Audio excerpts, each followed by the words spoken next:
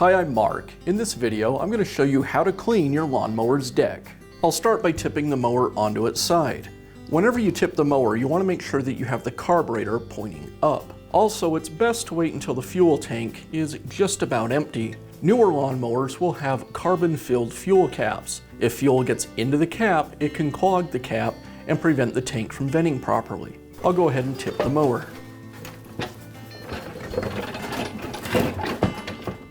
I'll start cleaning with a stiff putty knife. I'll use the knife to scrape away any of the larger pieces of buildup.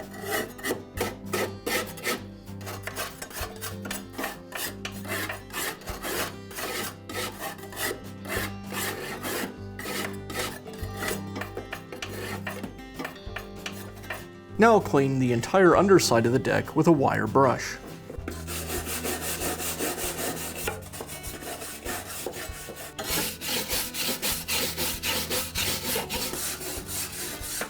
And that looks pretty good. I've removed all of the larger material, as well as a lot of the buildup from the underside of the deck. I'll never get all of it off, and you don't really need to. You just want to remove anything that will obstruct the airflow under the deck, as well as the blades being able to throw the grass out the back of the mower. Thanks for watching.